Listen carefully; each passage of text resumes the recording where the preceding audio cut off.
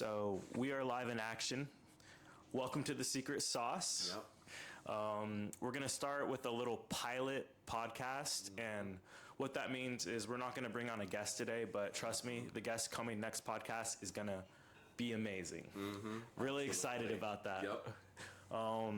So to kick off today's agenda, we're going to just start by introducing ourselves. I'm going to give Eddie the floor first, just so y'all can get to know us and know our background a little bit. Right. So my name's Edward Reyes. My background is mainly in epoxy floors. I joined the roofing industry last year with this guy.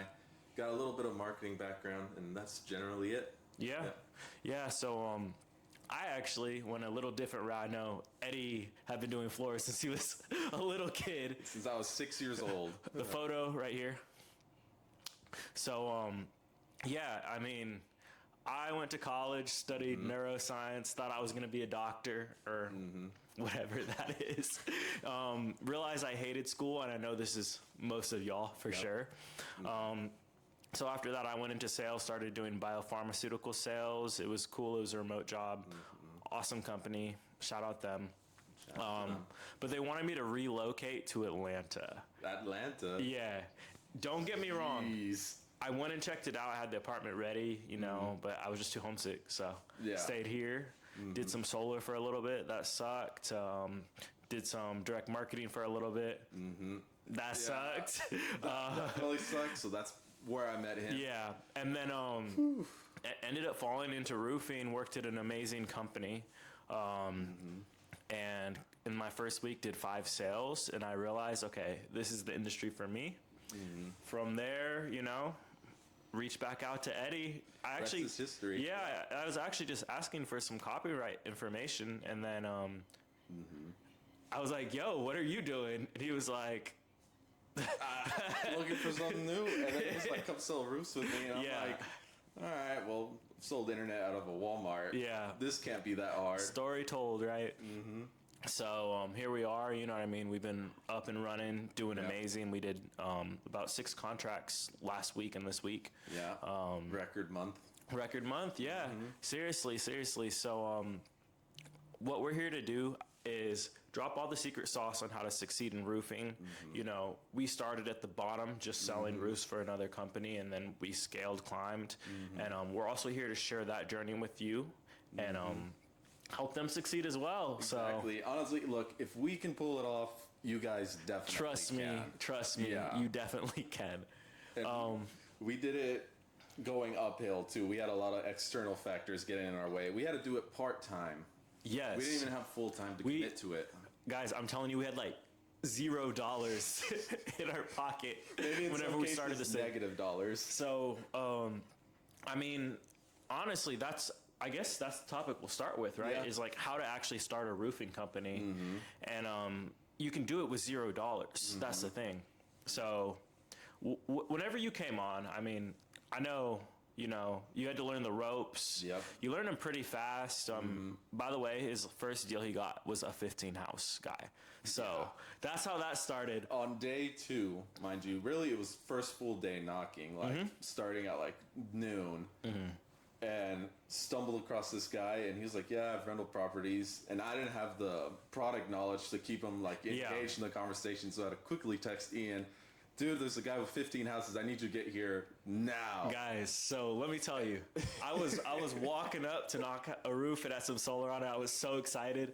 I get a text and I'm like, what is this? Like about to hit the door. I look at my phone. I sprint like, dude, like Usain Bolt. I was sprinting to my car and hopped in, go around the street, pull up super fast, hop out, introduce myself. And then Eddie was kind of like, okay, you got this. Talk to the guy, really cool guy, and the story gets crazier. And here's the reason why. We didn't close this guy till, I mean, like what? January? And it was probably like 4 months? Him around either September or October. Yeah. So, guys, that's the reason that following up is so important, right? If you make an interaction with someone and it's super impactful and you just can't close them, like you've tried everything, you can't close them then and there, you follow up. And me and Eddie went and re-knocked that guy's door probably 15 times, shot him texts, occasionally. Of course, whenever the big rainstorm came, he wanted all the roofs done. So this is the importance of leads. And that's something I teach in my sales training, and me and Eddie are really, really big on. I mean, we'll hop into the marketing side of things right after this, staying on that topic. But the really cool thing about all the leads you collect as you're door knocking and you put them in your pipeline, you reach back out to those people during a big storm, and if you left an impact on them, I mean, a lasting impact, that's all that it takes to get an easy yes, you know what I mean? So that's what I would say is when you're door knocking, focus on your leads. Don't get rid of them, you know what I mean? And you might get 15 houses. And listen, guys, a no does not necessarily mean never. No could simply mean not right now. And that's another reason why your follow-up game is so important. Because you never know what could happen to them, and you never know what's going on with them right now.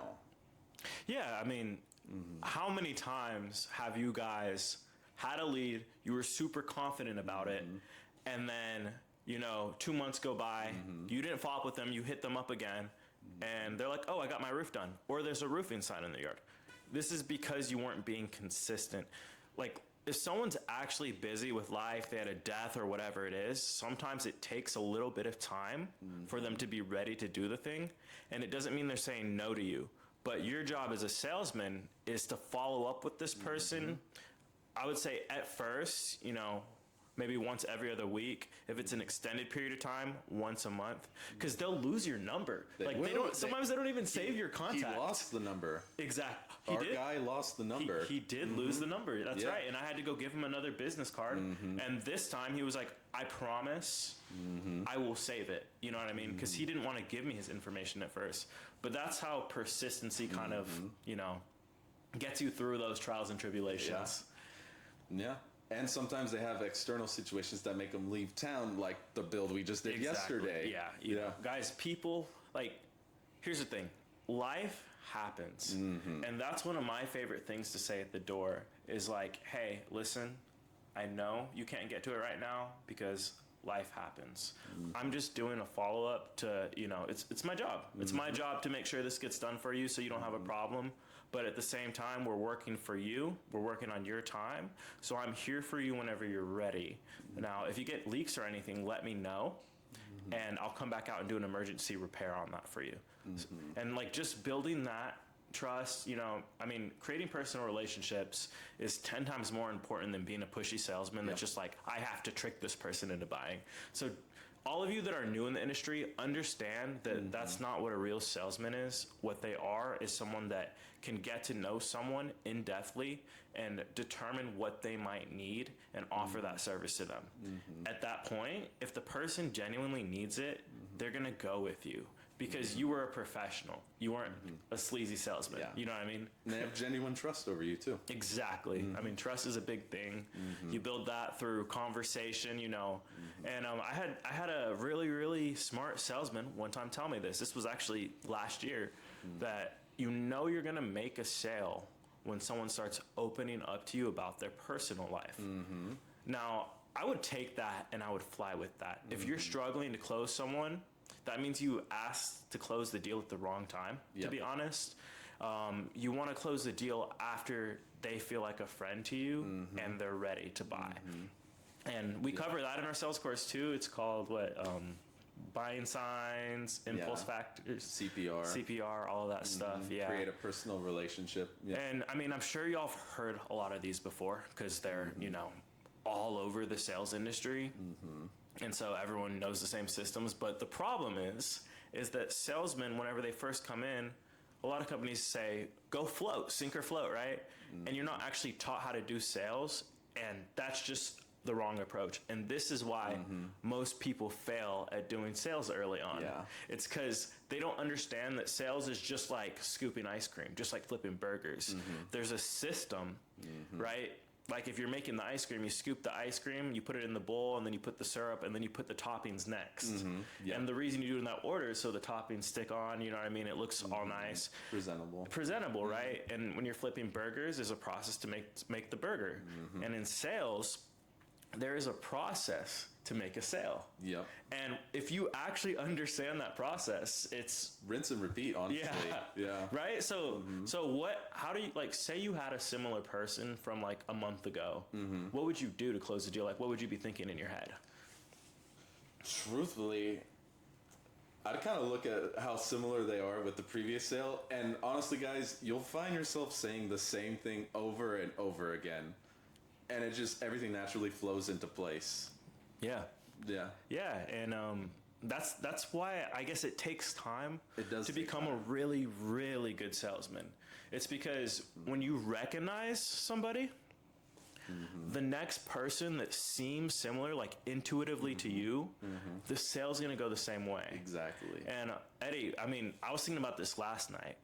I think you become good at sales whenever you become good at making friends. Oh yeah, of course. And I think that's like the only skill you actually need. Yeah. Like, you didn't know anything about roofs at first. No, I didn't. Yeah. So what was your mentality? Like, what was your goal when you were knocking and you didn't know any information?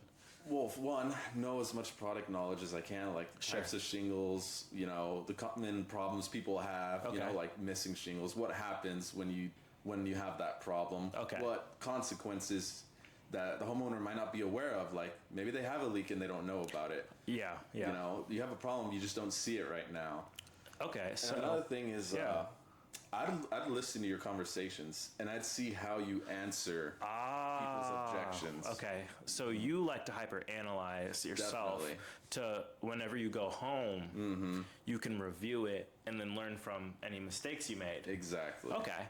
So, I mean, essentially what he's saying, guys, is that sales is systematic, and you can actually break down where you messed up so that the next time you meet someone similar, you'll do the opposite and you'll succeed. And I guess that's why it also takes time. It does take time. It took me like, what, 3, 4, 5 months to get decent? Yeah. I mean, but you were still making sales before that. And that's the thing, is like, how much did the first sale make you? Like $3 grand. $3 grand? $3 grand. Yeah. It made you, okay, so listen, his first sale, knew nothing about roofs, knew nothing. He made $3,000. Yep. So even though it might have taken you, I don't know, 3 weeks to make a sale, you made $3 grand. Yeah. So that's $1 grand a week, right? Yeah. Part-time, this is you. Guys, he was probably not, like 2 hours, three times a week? Yeah. Something like that, right? Because, I mean, it's hard at first. Like, your first month and a half of roofing will be the hardest point in your career. Absolutely.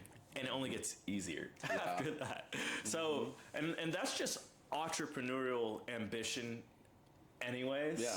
It's a snowball effect. Like, yeah. You see nothing forever, and then out of nowhere. So we're kind of getting off topic, but I want to expand on this.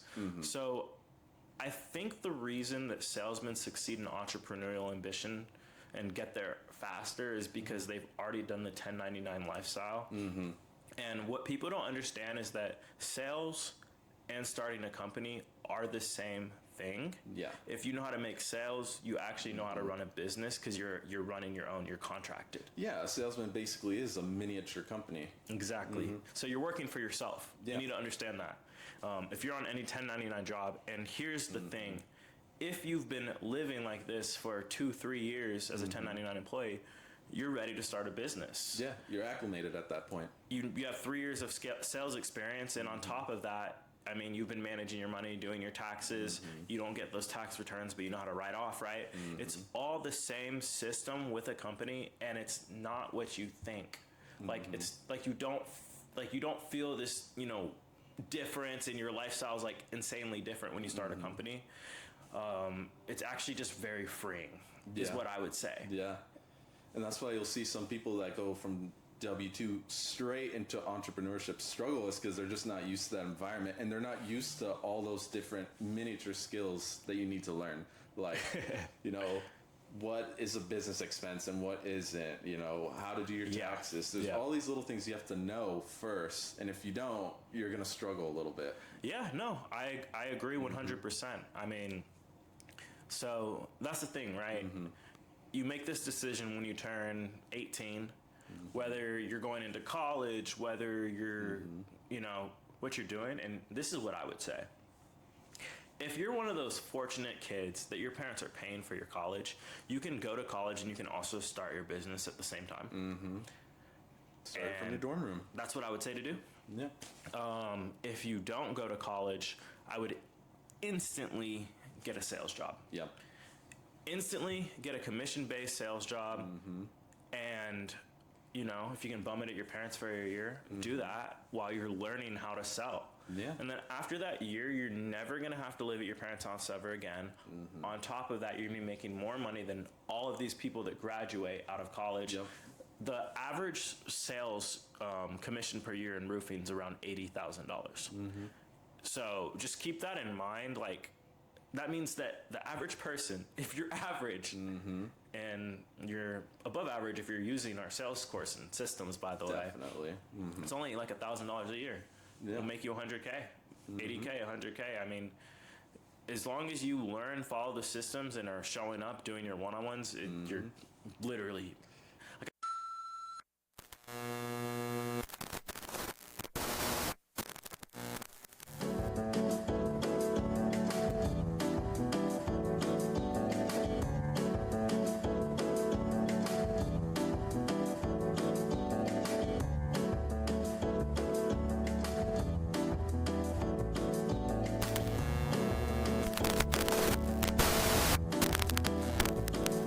This is behind the scenes while our camera died, and we're charging it. It, in fact, did die. Yeah. So we're just gonna bullshit. Yeah. Until it's ready. Wait, so what were we talking about? About roofs or about whatever. I don't remember what we were talking about. Well, I know we were just talking about what, but it's we're talking about. Probably want to put the mic closer to you. Oh, okay, but we're talking about the purse thing. Like that's not roof related. Wait, what was it?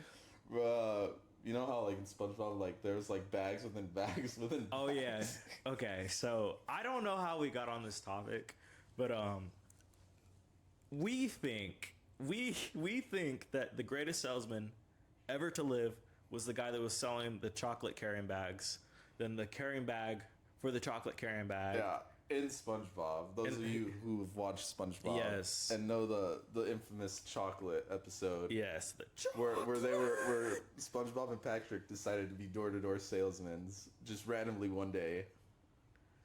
dude. What? I want to watch that episode. I know. I'm telling you. I watched it the other day I think I knew still have Paramount. Amazon Prime has it. Oh, That's where I watched mine. easy. Yeah, I got that. But yeah, maybe that'll help me improve even more. It's just The dude was a finesser. Let me Dude. tell you. he went in with the wheelchair, the neck brace, the cast. Dude, I love SpongeBob. I don't know about you. I know. The older you get, it's just you It's find new lessons. Yeah, dude. And I know like a bunch of kids weren't allowed to watch it, but I'm gonna definitely put my kid on that. Like they're gonna be absolutely. a menace probably. That's okay, dude. I freaking love SpongeBob. What's your favorite episode? The hooks. The Dude, the one where the The hooks. hook, like the Hook Carnival one, where they're like, Not the hook carnival, but where the fishermen had their hooks out, and Mr. Krabs was like, the hooks. oh they're yeah, back." dude. You know he has some serious PTSD when he saw those hooks, and he's freaking out. Dude, that's he used to play on them for Yeah, sure. like he probably saw his best friend go up and turn yeah, into a dude, tuna that's can. some trauma dumping. I know, dude. No, Yeah. that episode goes really hard, and it's such a good lesson. Yeah, like, consequences, motherfucker. yeah, like All right, what's your favorite episode? my favorite episode, dude, it has to be the Jack Kahuna Laguna. It's dude. Okay, here's the thing. Which one was it? So it was a special episode, like a special edition episode Yeah, or whatever they yeah. call it. It was a special TV special. Yeah, you see the pirate walking around before. Yeah, Okay. and it had Johnny Depp in it. Really? Yeah, so they get stranded on this island, and like it's kind of like the Bermuda Triangle thing, like type deal. Uh-huh. And then they have to surf their way off the island, and Johnny Depp teaches them how to surf. I don't think I saw that. Dude, I remember when I was a kid, like they were like Johnny. I like Johnny because like Pirates of the Caribbean, all that. Oh yeah, yeah. I love So him. Yeah. I saw that he was gonna be featured on one of their specials, and I was like, dude, I gotta watch this. I remember I came home from school, and I was so excited, dude. I think I had some popcorn ready and everything. It was good. You know though. it's serious when you bust out the popcorn. Oh yeah, I mean SpongeBob carried, dude. I think in the mornings I would watch Full House, and then OG. And then in the evenings, That's right when I got home from OG, school. Full House. But bro, when that SpongeBob came on in the morning, right before you had to hop on the bus, and you had that bowl of cereal, oh my gosh. Like, George Lopez at 3 a.m. oh yeah. Yeah. Dude, you know it's time to go to bed when that comes on, bro. Or You wake up in the middle of the night, your TV's still on, and oh, it's bro, playing. you're like, or the infomercials, dude. Oh yeah. American Diamonds is the diamonds. Yep. Dude, infomercials were crazy. You'd have like a wild dream, and then you just wake up to like trying to be sold like brainwash. And bro, they know, dude. Think about it. That is subconsciously being downloaded into your brain while you're sleeping. You're hearing American Diamond or whatever they're selling. The Hasbro's. It's big. It's wobbly. And it's the quiet of the night too. You're not thinking about much. So, No, dude. Yeah. You know, you're trying to get some sleep, and honestly, the best sleep you'll ever get is if you have infomercials playing in the background. Like, it's just so calming. They have those calming voices. Like, y'all got ASMR nowadays on TikTok, but like, y'all have no idea the ASMR of those infomercials. Yeah. What else did you watch as a kid? Teen Titans. Oh yeah, Let's see. Kids Next Well, I Door. mean, the basic... Code name Kids Next Door. Yeah. Dude. Yeah. Let's see. Did you do any Invaders Zim? Invaders in. He was like the alien that came to the planet. He was a green guy. He had the little robot dog. Gur. That sounds really familiar, but I don't think so. Dude, you should watch it. Oh, Ed, and Eddie. Oh, he was a Cartoon Network guy. For sure. Well, I was both, but yeah, Nick mainly and Cartoon Network. Yeah. Yeah. So I feel like early on, Disney Channel kind of sucked. I wasn't a Disney guy that much. But they started putting on some pretty good shows, Yeah. like, you know, like around like 6th, 7th grade, I would say. They started dropping some bangers. And for reference, we're both 27, so Yeah. if you're born like 1999, 1998, your childhood's gonna be like similar to ours. Yeah. It was a good childhood. Yeah, It wasn't too crazy yet. Ed taught me how to be a hustler. Oh, yeah, dude. Oh. And dude, he fucked up every time, but the next day he woke up ready to try So, again. bro, I gotta ask the question. What question? Cartoon Network or Nickelodeon? Cartoon Network. Okay. Because it's not ran by pedos. There you have it, guys. Cartoon Network, because it's not ran by pedos. Yep. Honestly, the sad thing is about our childhood is like all the banger shows on Nickelodeon were run by Pedos. pedo. Yeah. Yeah. So it's like, it's honestly like, it's very painful, like going back and watching like Drake and Josh and all that stuff. I And, tried to watch it and then I'm like, dude, it's so hard to watch it. The show itself, so good. Like, honestly, if you haven't seen it, I would, but like, there's things you'll notice throughout it that you just didn't notice as a kid that are kind of weird. after you've taken the red pill. Yes, yeah. It's pretty tragic, man. I don't know what's going on over there, Yeah. but like Kim Possible, that's Nickelodeon. Yeah. I'm telling you. God damn it. They dropped, but honestly, here's the thing. Cartoon Network, this is why I will pick Cartoon Network, because I think in my childhood I probably watched more Nick. Cartoon Network continued dropping bangers through the fall of TV. Like Adventure Time, the regular show, was on like the end of like watching live TV. So, I didn't get to watch those shows that much because right around that time we stopped having cable in my house. Dude. We got caught stealing from the neighbors. Yeah, yeah. Those who know. That's wild. That's why he's dropping some tea there. But dude, you should watch. You should like. I think I binged Adventure Time last year, bro. You did? Yeah, like you should watch it. That's one of those like it's like a Rick and Morty, but like I don't watch Rick and Morty either. Funny enough. My gosh, I know, dude. I know. This guy is. I know. He's been probably watching anime, is my guess. One Piece. Shout out to the One Piece fans. I didn't get into One Piece until like 2 years ago. What was your first anime? Sword Art Online. Interesting. I know. That's very like actually, specifically looking for anime, it's my first anime. But I mean, we got Naruto. Naruto was on Cartoon Network. So I don't want to count. I don't want to count Pokemon, Naruto, and all those. Yeah. They are animes. They are, but yeah. You were kind of watching them like casually as a kid, just because they were so mainstream that they're on live TV. Yeah. Same with Dragon Ball Z. And I think the problem with that is that a lot of us have watched those shows, but we didn't watch them in order. Absolutely so, like, true. Is it like? Did you religiously watch it? Because there's real Naruto fans, and I feel like I'm not in that echelon, but like. I still watch Naruto. Like, if people tell me characters, I know I can reference, you know what I mean? But, like, I didn't religiously watch it, and honestly, that's something I want to do soon. So, what happened with me is I watched it religiously, the original Naruto. Okay. But then Shippuden, time skip Shippuden, I wasn't into anime then, so I didn't know you about fell out. Yeah, and then years later I came back, watched it. Finished it. Yeah. And no, that's cool. But then you count in that category, you know what I mean? Because you double back. I feel like... I don't know why I haven't watched it yet. I feel like, is there a lot of seasons? What, Naruto? Yeah. Yeah, but there's a lot of filler. The filler's the bullshit that used to piss me off. So, I will tell you right now, the show that I double backed and watched in order was Yu-Gi-Oh! Really? Because that one also played a lot on Cartoon Network. Yeah, it did. I didn't get too deep into that one, but I mean...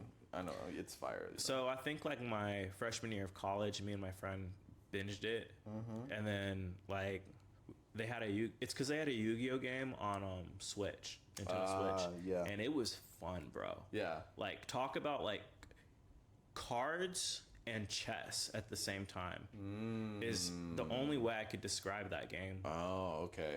Yeah, and I'm a PC gamer to begin with, so I was already into like strategy based, like doesn't have to be FPS. I love FPS games, but I'm honestly really bad at them now because I stopped playing them. So not too great at them either. But yeah, so Sword Art Online, first anime, but immediately right after Death Note. Okay. So Death Note was, if I'm taking, I feel like I can't use Yu-Gi-Oh! I feel like we should exclude Yu-Gi-Oh! And Naruto because those were both streaming on TV. Yes. So if that's the case, Death Note was the first one I watched, actually. So, and I think that's a lot of people's. Yeah. And whenever someone asks me, like, what's a good anime to watch, I'll just say Death Note. So, honestly, as much as the anime community is going to hate it, I think that is the GOAT of animes because I know so many people that tell me they don't like anime, but they have seen Death Note, and all anime fans have seen Death Note also. If you're a diehard anime fan, you're a little upset about the artwork, I think, and I feel like that's why we don't put it in that category, but it is the GOAT show. Yeah, because everyone has watched it. Yeah, and it's always funny seeing the debate. Who should have won, Light? Yeah. Who do you like more, Light or L? Yeah. Yeah. It's real, bro. Personally, that should be a TV show live action, no? Like they should do it. I think they had. They had a Netflix one, which was dog shit. It was trash. Yeah. HBO. But they do have a live action Japanese one that I've like seen clips. Is it of good? It. I haven't seen it all. It's probably better than what we got. Shit. Yeah. But yeah, y'all might not like me, but I think Light should have won. Yeah, I agree. I mean, yeah. I mean, I liked L a lot, though. Don't get me wrong. Yeah, I mean, I feel like L was too emotional. It's kind of like, ironically, too emotional. Well, yeah. What makes you say that? Because now I think about it, he's like, I couldn't think of any time I see him emotional. So surface level, you're right. But think about the relationship like Batman and Joker. That's like right. Joker, and ironically, he would be Joker in the situation. Who, L? Yeah. Really? Ironically, because it's not there, it would be opposites, right? But Yeah. in terms of the relationship, like Joker had a little bit more of a crush on Batman than Batman did on Joker. And I feel like that's how this was. Like the adversary point of view made the crush kind of grow, and the crush allowed for trust. Like that's how L met their demise. Yeah. It was because of, like, I don't know, like, you know what I mean? You know what I'm saying? Yeah, I kind of Like, think about it, bro. Like that's what happened. Was like the relationship got a little too like intimate, ironically enough. Like, Yeah. and I'm not saying it in like a they wanted to date each other kind of way. I'm saying it in like a It's like I I finally need met my you. match. I need you, and I also want to defeat you. But like, they didn't want it to end. They were having fun. They did it because look, they were both so like above beyond the average person Yes. that it was boring to both of them. Until they met each other. Exactly. Yes. Yeah. And I almost feel like, bro, I was thinking about this the other day. Like, I'm scared of like the end point of this journey of like scaling. We started a school community, everything, and that's cool. But like, people forget that the real high is in learning and starting everything and like seeing it grow. Well, it's like a car.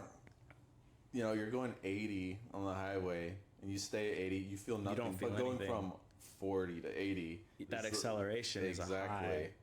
And I think that's an important thing, like, to take with us, because, I mean, you get to the end point and you're like, I made it, and then you're like, what do I do from here? Kind of scared of that too. Yeah. It's kind of scary. Enjoy it as much as we can, right? Like, the grind is so addictive, and that's true dopamine. And people only hate the grind when they made no progress or are stuck at the very, very bottom. But I feel like, dude, like, one of the secrets to succeeding is like changing your mentality to like, you're doing a puzzle, and that's the puzzle of life. Like, you don't, like, yes, you're wanting to get to the end results, but like the grind of looking for those pieces and sorting them and like finally finding that one piece that you couldn't find, like that is the same thing, bro. It's the same feeling. That aha feeling. Yes. Is full of dopamine. Yeah, and like some people do puzzles and some people do life. Like, that's the way I see it. Like, some people play video games and some people do life, and it's like, ironically, now in this day and age, you can succeed in doing any of those things as long as you're posting it, I guess. But I mean, that's cool. Like, understanding that life is like a puzzle, it's like a game. You'll enjoy it more, I think. That's just my take, though. As long as you're a few levels up above rock bottom. Yeah. Then it sucks if you're just stuck down there. So the thing about rock bottom, though, is like you're in a vicious cycle, and the beauty in it is your brain is going to work at its peak capacity when you hit rock bottom. And then it slowly gets dumber and dumber again as things get easier. So don't remind me. hold on to that feeling, and you will ride the wave of success right after, because your brain is literally on overdrive. It's in survival mode, which is like peak functionality. The body was designed to work its best when you're like starving. Yeah. Because think about it, like say you're hunting a deer with a stick with a pointy rock at the end. Dude, you're as hungry as you are right before you're about to stab it. You're chasing it. That your body's not gonna fail at that moment. Okay, so how many times have we gone and door knocked and you've seen me just do a one and done? Oh, like maybe once. Okay. I'm just kidding. Okay. I'm just kidding. That's cat. That's cat. We do it so many damn times. So there was a point for like a month straight. That's all we did. I'm gonna tell you a secret. Before I go and knock, I literally starve myself. And then I tell myself, once I get an inspection, I can go get food. Oh yeah, definitely. So we've done that. Yeah, it was like, all right, we got to do this. We've literally texted each other, "Don't eat yet." Yeah. And I do think it makes you better at sales, because if your attention is on like, I can't do this, this is hot, it's hard, then you're actually just like in the wrong mindset, and it's hard to sell. But like, if your attention's like, oh, I need to get this sale so I can go grab food, Yeah. then you have a different mentality. Well, you saw what happened to me when I was first learning sales, and I needed to reach a goal. Otherwise, I was gonna get the axe. So Yeah. I literally threw myself into the worst environment. Wait, where did you go? I went to that Cienega and sold outside. Oh, okay. So it wasn't even in comfortable AC. Yeah. I was in the heat. But I mean, it worked. It did work. It worked, dude. And I remember with training you, I remember another person that was struggling too. We sent them to speak in Spanish, and they had a lot of success. And I almost feel like it's like a confidence thing of like, I'm the only one that could do this here. You know what I mean? And you're like I'm the man for the mission. This is my destiny. Yeah. And I mean, I just noticed that you were, every time you talked to people, you were super confident in Spanish. Like there was like no stumbling of anything. And then in English, it was harder, which is funny because you speak English more often than Spanish, Yes, I think. but I spoke Spanish first. So there you have it. Yeah. If you want to train somebody and they're a Spanish speaker, one of the best things you can do is just put them in that environment. Yeah. That's great advice. I mean, Yeah. Well, you knew that. well, that's what we thought. Oh, but it only had been tested once, and you can't really like say it's a proven system until like. True. Now, after you did it, it's safe to assume that that's a pretty good system. Yeah. I would say. But I mean, that's kind of like how I've always viewed sales training. It's like it's not about teaching someone. The systems need to be forced into somebody, because once you do that, they have the information, and then it's like, okay, now you have this information. Whether you choose to like refer to it and understand it doesn't really matter, because you'll do it naturally now. Yep. But if you understand it, you'll be the best. Yep. And on top of the systems, it's really like, okay, now how do we motivate you and teach you the work ethic side of things? The carrot and the stick. And when we get back to the podcast, which we'll start shooting in like 2 minutes, we'll go over law of averages, and then why do people struggle door to door? I think that's like a really big one. But yeah, I mean, I guess we can try shooting. Let's try it again. Sorry for it dying. Next time we will. This is why this is the pilot, right? Yep. I mean, we just started the secret sauce here today, guys. Yep. And it's only going up from here. Like I said, next time we're gonna have a guest on. I'm thinking Chase. Probably get Chase on, right? It's a good idea, yeah. So if you're interested in like anything material wise, what's going on in the material industry, what are the changes, where should you get materials from, things like this. I mean, we're bringing a guy on that knows everything about it. And so yeah, make sure you send us your questions. Send questions. You know, we'll make sure to ask him them directly, and y'all will get to hear it from him, the man himself. The man himself. Well, all right, we'll hop right back into it. All right, I'm like